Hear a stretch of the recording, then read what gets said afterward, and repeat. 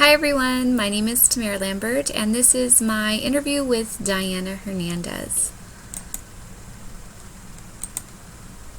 So a little bit about the interview. This is Miss Diana right here in the middle, and this is her niece and nephew and her little niece right here.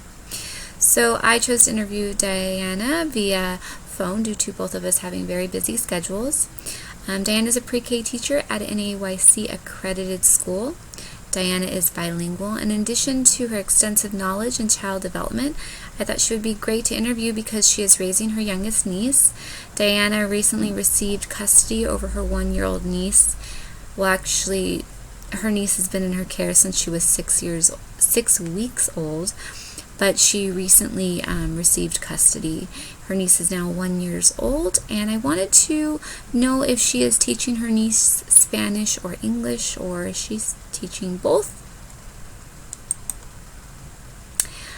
So here's a picture of Miss Diana right here, and this is Miss Alyssa, a co-worker of ours, and here I am. So I met Diana a few years ago when I worked at another location. I found Diana's approach to integrating Spanish into the classroom fascinating.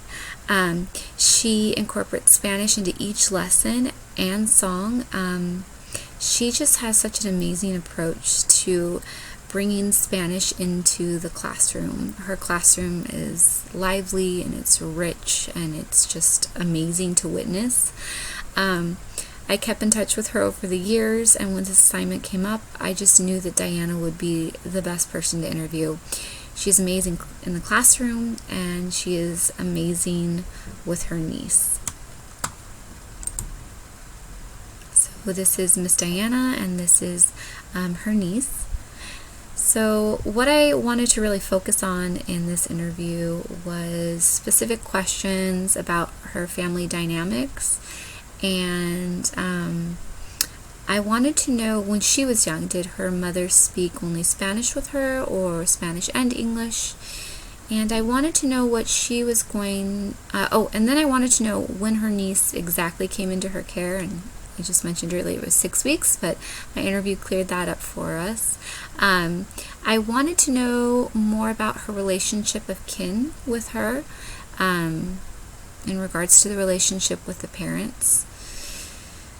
I wanted to know what language her niece's parents speak, and what languages does she speak with her niece, and will her niece remain in her care, and will she remain the sole guardian? And if not, what languages do the primary parents speak? I want to know if she's going to enroll her in school, and if so, where? And will she wait to introduce English when the child goes to school? If so, when and how and why? And one interesting thing I found was the father, it is possible he will come back into the life of her niece, and the father only speaks English. And Diana is currently only speaking Spanish with her niece. Background knowledge. So I was very interested in interviewing with Miss Diana because I have no idea what it's like to teach 2 languages fluently to a child.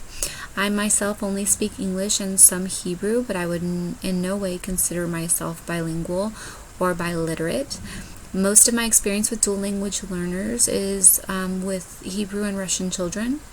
I'm still learning about how to encourage and develop the native home languages of my students while also encouraging English. I'm just fascinated at how Miss Diana is so seamless with her lessons and the classroom, and what a wonderful job she does with her niece. Evidence of the assignment. To the left, I have my email with Miss Diana confirming our phone interview. To the right, I have the template that I did, and it's a little fuzzy because I took a picture of the computer screen. So the area of new learning. one thing I really learned, like a takeaway from this, is the value in building relationships with family. And this is from a teacher and friend perspective. And after my interview with Miss Diana, my eyes were really open to the value that can come from taking time to really get to know your parents. And speaking with Diana, I learned about a lot of cool games and techniques that she does with her niece, that she actually does in the classroom as well. And this is a alphabet bingo that she's doing with her niece. And it's actually not alphabet, it's like a bingo game. And all the images at the very bottom, they're in Spanish. I took this from her Instagram because I thought it was such a great thing. And you know, as an educator, if you get to know your parents, you can find out little things that they do at home and then maybe implement it into the classroom. Families hold that valuable information on how they teach language to their family and their children, and that can be a valuable asset in the classroom because those lessons can add value, right? And we can ask those parents to come in and share that in the classroom.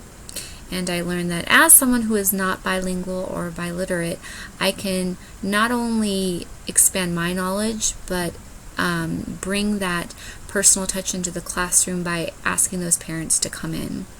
I really learned a lot about ways to approach this through the resources found in Lesson 3, in particular with family partnerships.